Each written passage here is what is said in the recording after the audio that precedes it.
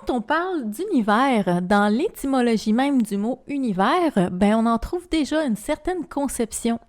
Parce que univers, ça vient de l'adjectif latin universus et ça peut signifier tourner d'un seul élan vers. Ça peut aussi signifier tous ensemble ou encore verser dans une même direction. J'en ajoute un autre, tourner vers un but commun. C'est beau, hein? Donc, univers, ça signifie vraiment univers. Alors, on voit bien deux aspects de ce que c'est que l'univers. D'abord, il y a l'union de toutes choses qui forment un ensemble cohérent et ensuite, il y a la notion de finalité qui donne un sens à l'ensemble. Eh bien, cette perception-là du monde conçu comme un grand tout commun, elle correspond au système de pensée que je vais vous présenter maintenant. Bonjour! Ici Alexandra Folly, bienvenue dans l'épisode 17 de la folle théorie qui s'intitule « Le système du beau, l'affect, les vibrations ». Après vous avoir présenté dans l'épisode précédent un premier système de pensée élémentaire, le système du bon, je vais vous parler de la deuxième couleur primaire de la pensée qui est le système du beau. Pour le moment, on n'entre pas trop dans les nuances, parce que l'idée pour l'instant, c'est de comprendre chaque mentalité, chaque conception du monde dans sa logique la plus pure.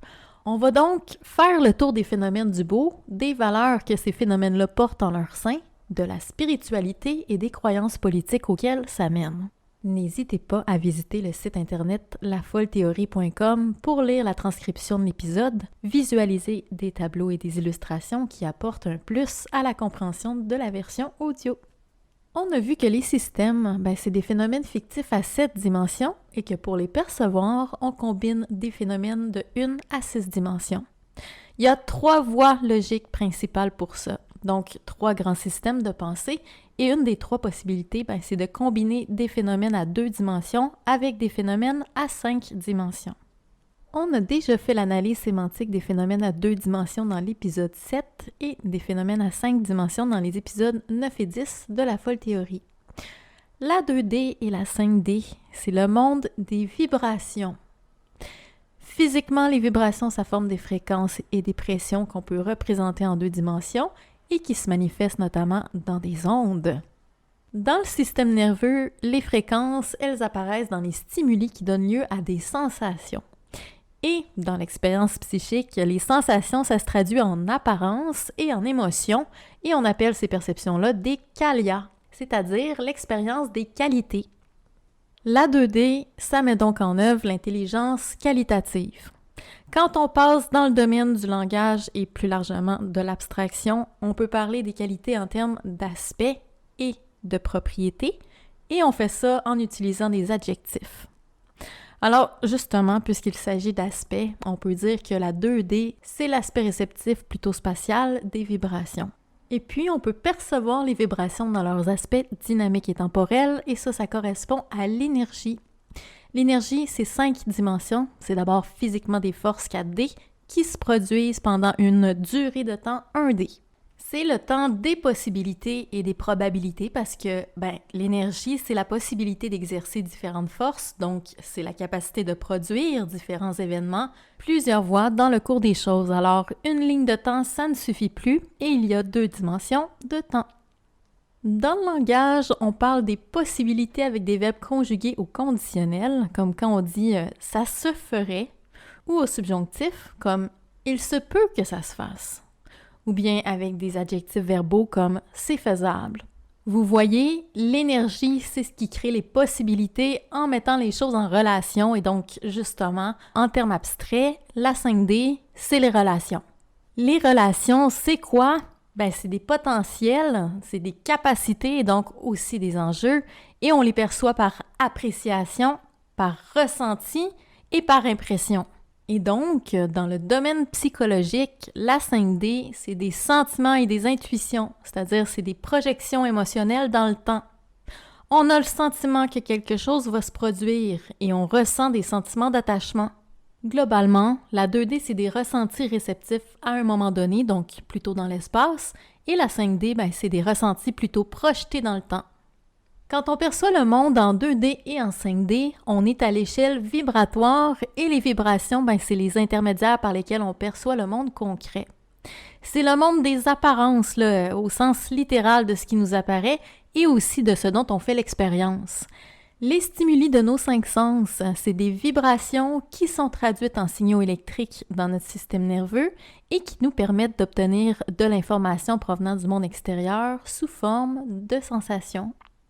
C'est parce que le monde vibre qu'on le perçoit, ce monde-là. Parce que les expériences perceptives sont des vibrations et nous-mêmes, on vibre. D'ailleurs, nos sensations intérieures, on appelle ça des émotions. Cette approche-là vibratoire de l'existence, c'est ce qui façonne l'expérience psychique et notamment l'expérience émotionnelle. C'est ce qui nous permet de vivre des émotions, d'aimer, d'haïr, de désirer, de craindre, d'être joyeux, triste ou en colère et toute la palette des émotions plus nuancées. Et c'est aussi ça qui nous permet d'être conscient, c'est-à-dire d'être connecté et relié à ce que l'on perçoit. C'est donc ce qui nous permet aussi d'être capable de nous percevoir en tant que percevant. Maintenant, quand on passe dans le langage et qu'on veut exprimer les notions de positif et de négatif à l'échelle apparente des vibrations, et donc dans le domaine émotionnel, on les exprime dans les champs lexicaux du plaisant et du déplaisant. Ça donne les opposés harmonie et discorde, amour et haine, jouissance et souffrance, joie et tristesse. Et c'est pour cette raison-là que ce centre de discernement 2D par 5D, on l'a appelé le beau, et il inclut aussi son contraire, le laid. Les vibrations dans leurs aspects plus dynamiques, ça correspond aux énergies 5D et ça se perçoit par ressenti. On a vu que la perception de la 5D, qui est l'aspect temporel à l'échelle vibratoire, ça concerne les potentiels, les possibilités et les enjeux qui sont perçus par appréciation et par intuition. Psychologiquement, les enjeux, ça s'exprime en termes d'intérêt, les possibilités, ça s'exprime en termes de tendance, et les capacités, ça s'exprime en termes de pouvoir. Ça peut être aussi le pouvoir là, en général, ou bien des pouvoirs spécifiques comme des pouvoirs magiques ou des aptitudes. Alors, maintenant, si on faisait un peu le point sur le vocabulaire perceptif du beau. On a l'énergie, les vibrations, les ondes, les pressions et les fréquences. On a les stimuli, les qualia, les sensations, les émotions, les affects, les apparences et les qualités. On a les adjectifs verbaux, les modes conditionnels et subjonctifs. On a les appréciations, on a le beau, le laid, l'amour et la haine, la joie et la tristesse. On a les désirs, les potentiels, les probabilités. On a également les tendances et les possibilités. On a les capacités, les pouvoirs, les aptitudes, les intérêts, les enjeux, les relations, les liens d'attachement, les sentiments, l'intuition, les impressions et les expressions. On a l'aura, l'ambiance et le conscient. Donc là, vous voyez qu'avec ce vocabulaire-là, on a encore tous les ingrédients d'un système de pensée. Je vous rappelle qu'au sein d'un système de pensée, les intentions et la compréhension sont corrélées, et même que les croyances sont des compréhensions-intentions. Les phénomènes que l'on discerne sont les supports et les ancrages de nos valeurs et de nos intentions, et réciproquement, nos valeurs et nos intentions constituent des logiques qui influencent nos interprétations et qui filtrent donc les phénomènes que l'on discerne. Avec le vocabulaire perceptif que je viens d'énumérer, vous ressentez sans doute mieux que les intentions et les valeurs du beau, ils sont de l'ordre de l'affect et de la connexion. Et donc, la morale du beau, elle est articulée autour de la reconnaissance des phénomènes de l'ordre du sensible et du relationnel. En effet, quand on discerne le monde à travers le filtre des vibrations, tout est sensible et interconnecté avec tout. Pour le beau, le percevant n'est pas séparé de l'univers. Dans le système de pensée du beau, l'individu, il construit sa sensibilité et ses affinités à travers ses expériences, c'est-à-dire à travers ses interactions et ses relations avec le monde. Il est d'emblée un participant à part entière du monde et du simple fait de ressentir. Ça mène à considérer les choses d'abord collectivement parce que chacun est plus ou moins directement ou indirectement en relation vibratoire avec tous. Le centre de discernement du beau, c'est clairement là, en fait, que se joue la perception et la création artistique. Les valeurs du beau sont fortement attachées à la reconnaissance des phénomènes vibratoires de l'existence, donc à la prise en compte de la sensibilité, à la nécessité du partage, à l'égalité, à l'équité et à la justice sociale. La morale du beau, elle est ancrée dans l'empathie qui est la projection de soi dans la sensibilité des autres. Et on peut dire que la chose pour laquelle le beau a le moins d'empathie, c'est le manque d'empathie. Alors, voyons maintenant à quel type de croyance spirituelle mène le centre de discernement du beau. Je vous rappelle que par croyance spirituelle, j'entends par quelle voie on parvient à se représenter un ordre cosmique qui englobe et qui explique l'existence du monde. Il s'agit donc d'une fiction cognitive. On crée une représentation qui est transcendante, c'est-à-dire qu'on attribue au monde une valeur subjective qui va au-delà de ce qu'on en perçoit à travers nos sens. Maintenant, imaginez que votre seul vocabulaire perceptif, c'est le vocabulaire du beau. Ça signifie que vous ne pourriez vous représenter et donc imaginer que des phénomènes à 2 et à 5 dimensions. Dans un premier temps, ça peut vous sembler invraisemblable. Savez-vous pourquoi? C'est parce qu'on est habitué à se représenter le monde via le système de discernement du bon. C'est-à-dire qu'on est habitué à voir et à considérer le monde en 3 dimensions d'espace dans un temps linéaire. Ça, c'est ce qu'on a vu dans l'épisode précédent. Je vous rappelle que la matière 3D, c'est des électrons, des photons et des quarks, et tout ça, à l'échelle quantique, c'est des phénomènes avec des propriétés vibratoires. Donc, la nature fondamentale de tout ça, ça dépend à quelle échelle on regarde, et à quelle échelle on se regarde, mais on est fait de tout ça. Alors, voyons, c'est comme si j'avais fumé un gros paquet de cigarettes.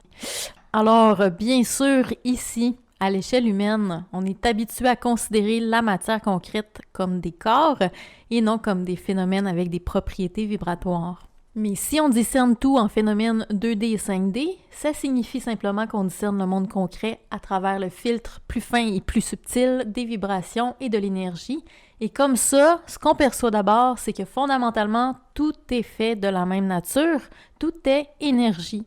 Donc, tout est relié et à travers ce filtre vibratoire-là, l'univers forme alors un grand tout interconnecté. Et donc ça engendre la croyance dans la théorie du chaos et l'effet papillon. Ça, c'est l'idée que de toutes petites causes peuvent avoir de grands effets, comme par exemple le battement d'ailes d'un papillon peut se répercuter dans l'air et grandir progressivement jusqu'à devenir une tornade aux antipodes de la planète. Hein? C'est quelque chose. On parle de théorie du chaos, c'est sérieux. Scientifiquement, on appelle ça la sensibilité aux conditions initiales d'un système. On ne pourrait pas moins dire. Ça me fait penser aussi à la citation du Dalai Lama qui dit « Si vous avez l'impression d'être trop petit pour pouvoir changer quelque chose, essayez donc de dormir avec un moustique et vous verrez lequel des deux empêche l'autre de dormir. » Donc, si jamais vous pensez que vous n'avez pas de pouvoir et que vous êtes trop petit, revenez à cet extrait de la folle théorie.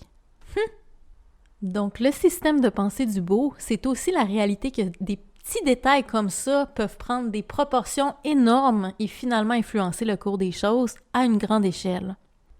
Dans la spiritualité du beau, tout est dans un tout, c'est-à-dire que le petit est dans le grand et le grand est dans le petit. On retrouve alors tout l'univers entier, même dans la plus petite de ses parties. On retrouve aussi des motifs identiques dans les structures aux différentes échelles, comme dans les fractales mathématiques, pour donner un exemple. Puis là, je sais que c'est pas tout le monde qui connaît ça, donc ici, c'est un mot inconnu encore pour vous, fractal. Je vous invite à aller voir l'image et la vidéo dans la transcription de l'épisode. Ça va vous donner une représentation assez parlante du beau. Une autre caractéristique de l'univers perçu au niveau énergétique, c'est son aspect chaotique et imprévisible, justement. Et le mot qu'on utilise pour ça, c'est indéterministe. On a vu en physique quantique avec les fans de Young que les particules se comportent comme des ondes, qu'elles sont dans différents états superposés et indéterminés, jusqu'à ce qu'elles soient observées, ou on devrait peut-être plutôt dire mesurées, par un appareil de mesure. On peut calculer des probabilités d'état, mais on ne peut pas fixer où et comment sera une particule lorsqu'on va la mesurer. Plus on connaît sa position, moins on connaît sa vitesse et vice-versa. Donc, ces caractéristiques-là du monde quantique, elles sont un peu déstabilisantes pour nos cerveaux humains dans le monde concret en 3 dimensions qu'on connaît. Il y a une seule dimension de temps, donc 4D. Mais l'interprétation de la folle théorie, justement, c'est qu'à l'échelle quantique de l'énergie, le temps a 2 dimensions et donc, d'une part, le cours de l'univers pourrait prendre plusieurs chemins à la fois et d'autre part, le temps ne s'écoulerait pas juste dans une seule direction, mais plusieurs. Alors, l'information pourrait circuler aussi du futur vers le passé à travers l'énergie. Autrement dit, le futur pourrait influencer aussi le présent. L'énergie, elle est partout. Elle constitue toutes les possibilités superposées.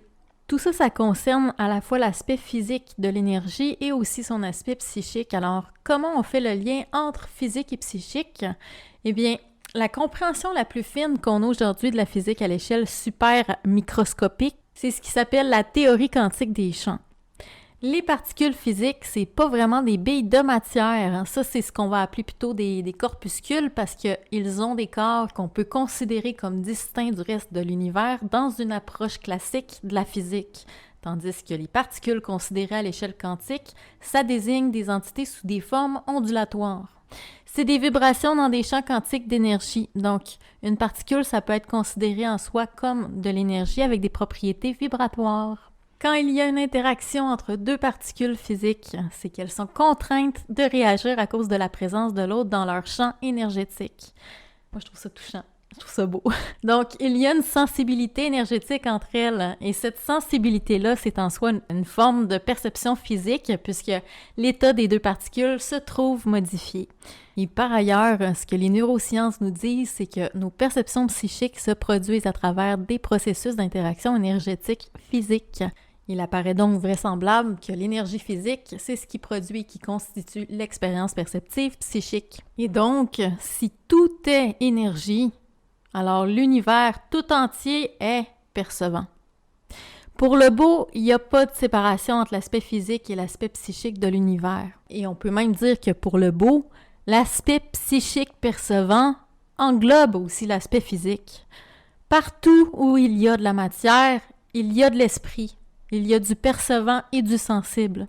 Par exemple, l'animisme, c'est une croyance avec beaucoup de beau. L'animisme, en fait, c'est une croyance dans une force vitale universelle, un genre d'esprit qui anime les êtres, les objets et tout ce qui existe. Alors, vous imaginez facilement les conséquences dans la spiritualité du beau. Pour le beau, l'esprit a le potentiel de percevoir dans tout l'univers à travers l'espace et le temps.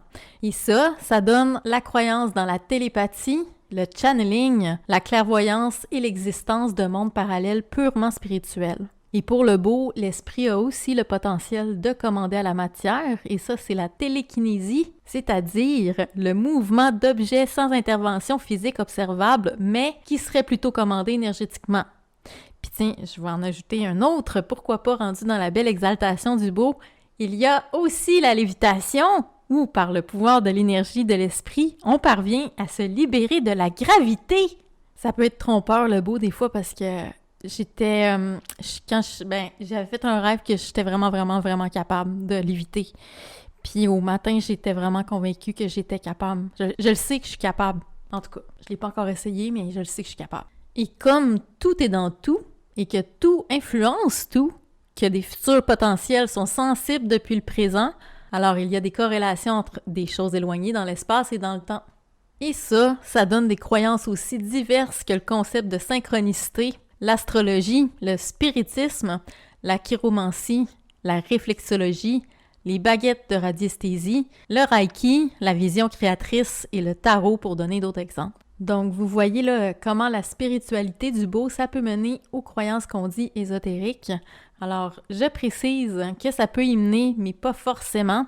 On peut quand même avoir une mentalité dans le beau et ressentir que tout est interconnecté et sensible sans pour autant avoir des croyances ésotériques.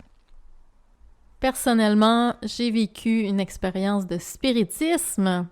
En plus, c'était par accident devant 4 témoins. Je m'explique.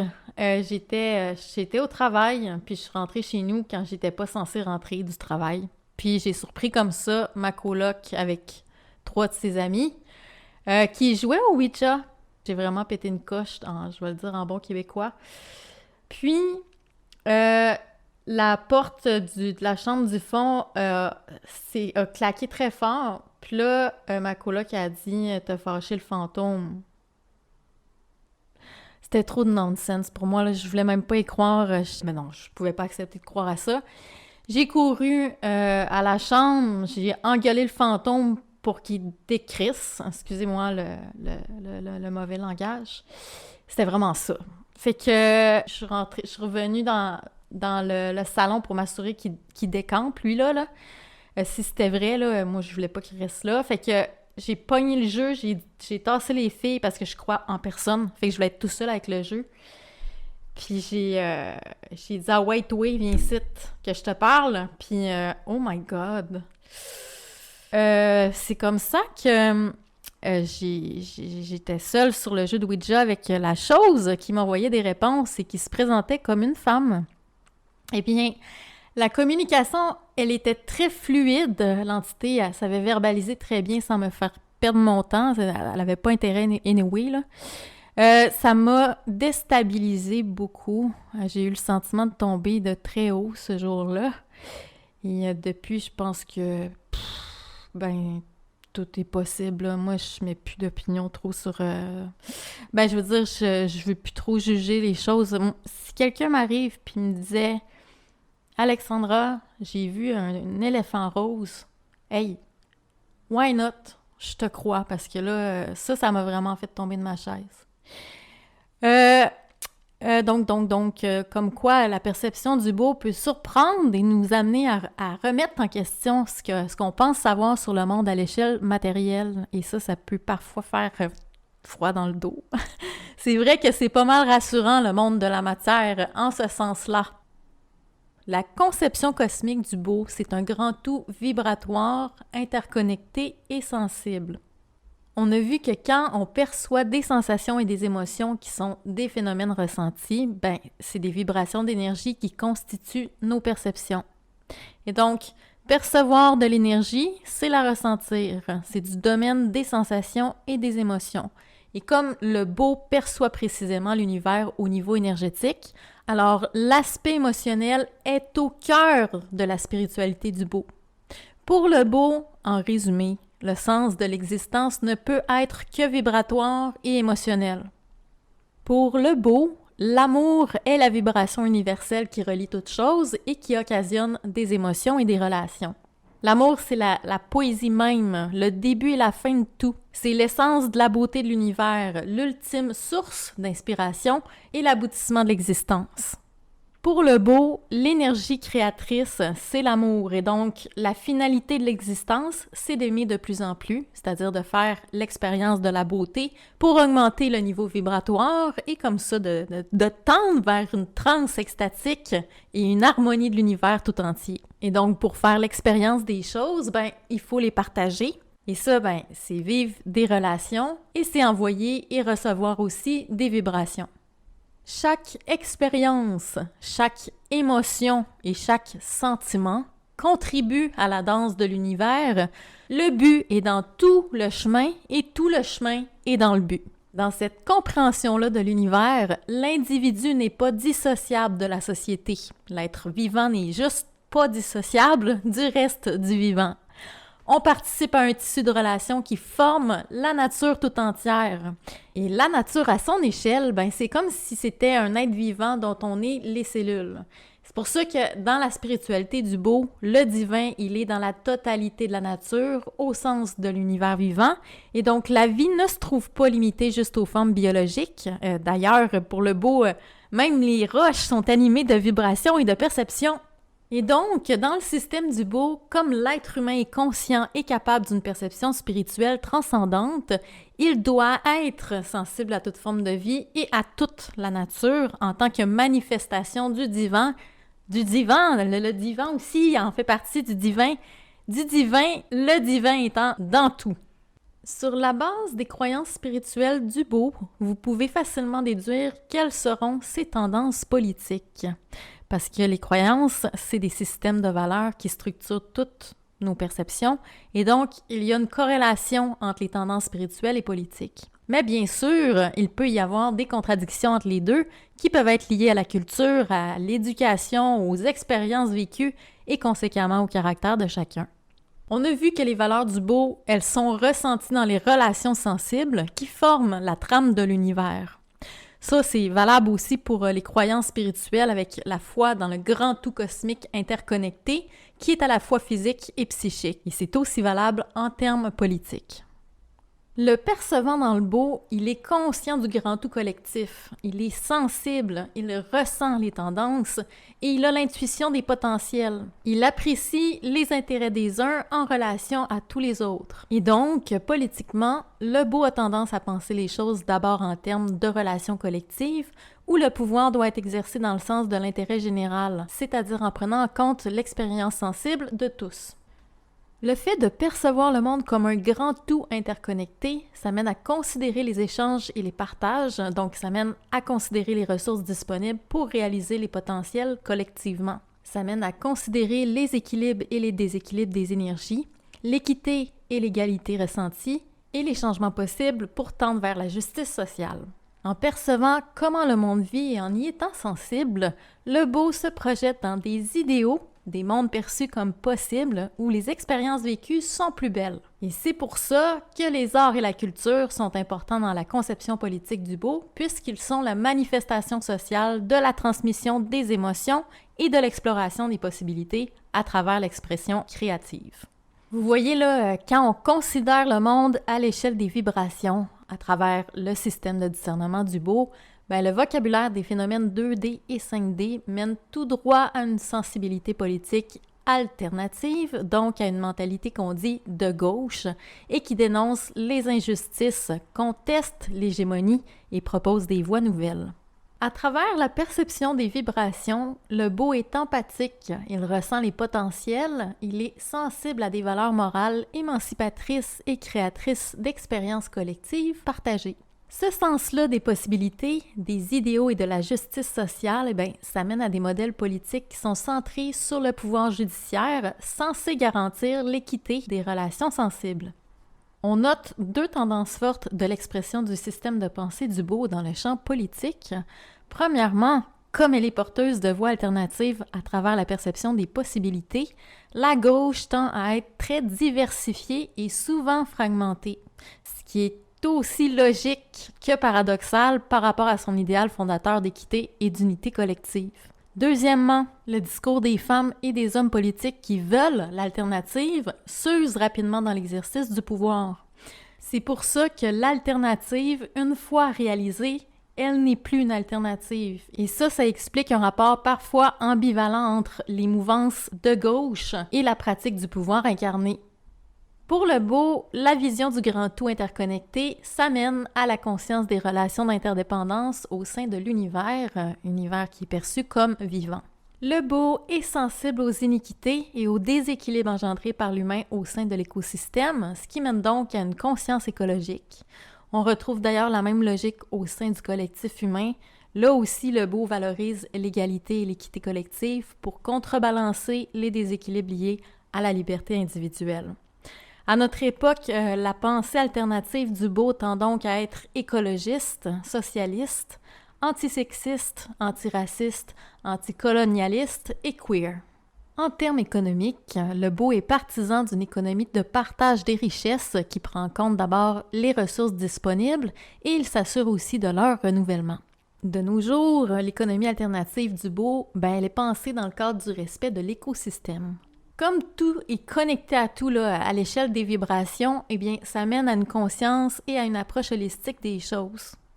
Le percevant participe à ce qu'il observe, le corps est considéré comme ayant plusieurs couches superposées, à la fois physiques, émotionnelles, mentales et énergétiques, et le caractère d'une personne est considéré comme une construction socio-culturelle. Aussi, la plupart des gens qui s'intéressent aux sciences sociales ont une mentalité teintée de beau. Ce qui est intéressant à propos du beau aussi, c'est que même si le beau croit que le petit peut influencer le grand parce que tout est interconnecté, une tendance paradoxale du beau, c'est de penser que ce qui se produit dans nos vies est en relation avec tout l'univers et qu'on n'a pas non plus totalement d'emprise sur les événements, et encore moins si on n'agit pas collectivement. C'est aussi ça, l'indéterminisme. Autrement dit, on peut influencer les choses, mais on n'a pas le plein contrôle. Dans la conception du beau, le grand tout, c'est percevant. En conséquence, donc, pour nous épanouir et trouver notre accomplissement harmonieux, on doit s'aligner sur les vibrations de l'univers et de la nature pour manifester nos désirs, pour sentir aussi comment se comporter et trouver notre chemin dans le grand enchevêtrement des possibilités. Les personnes dont la mentalité est teintée de beau prennent en compte avant tout les expériences et les émotions partagées dans leurs interactions sociales. Et comme cette perception-là des choses partagées est plus claire dans le passé que dans le futur, elle peut mener à une certaine nostalgie. Le beau est assez nostalgique. Le ressenti subjectif, la sensibilité et l'empathie, tout ça couplé à la pensée alternative liée à la perception des possibilités, ça conduit souvent à la revendication et parfois à un tempérament rebelle. Et d'ailleurs, les personnes dans le beau ont tendance à baser leurs relations sur les aspects affectifs plus que sur les règles ou les considérations liées à la hiérarchie. Et ça, c'est encore une façon de solliciter le collectif pour y manifester le sensible. Voilà donc les grandes lignes de ce qu'il y a à dire sur le beau en tant que système de discernement. Reprenons maintenant un petit peu les points essentiels. Quand on perçoit l'échelle des vibrations, on discerne des phénomènes de sensations qualitatives 2D et de relations appréciatives 5D. En combinant ces deux intelligences de discernement-là, on obtient une amplitude de perception 7D, donc un système de pensée.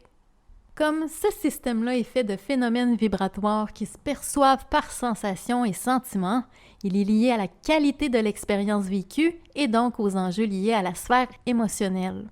Ça mène à la perception du beau et du laid, de l'amour et de la haine, de la joie et de la tristesse, et des projections dans les possibilités d'expériences meilleures. Alors, les valeurs qui sont perçues à travers le centre de discernement du beau, c'est des valeurs sensibles qui mènent à une mentalité politique alternative et à une spiritualité holistique où tout l'univers est vibrant, donc à la fois interconnecté et sensible. C'est un grand tout, uni ensemble. Cette mentalité-là, elle est articulée autour d'idéaux collectifs et empathiques. La vertu sensible menant à chercher l'harmonie dans les vibrations du grand tout, que ce soit l'univers, l'écosystème ou la société. Comme le beau se projette dans un temps à 2 dimensions, sa logique, elle est intuitive et basée sur les ressentis. La subjectivité perceptive, elle est à la fois la seule chose dont on est certain. C'est une partie légitime de l'univers et une voie connectée à sa totalité. Mais l'empathie et l'intuition ont leurs limites. La morale ne peut pas être seulement une affaire d'émotion. Certains principes doivent être dictés par la raison pure, comme on va le voir dans le prochain épisode. Après vous avoir exposé le système du bon et du beau, on va compléter les 3 grands systèmes de pensée élémentaires dans le prochain épisode avec la présentation du vrai.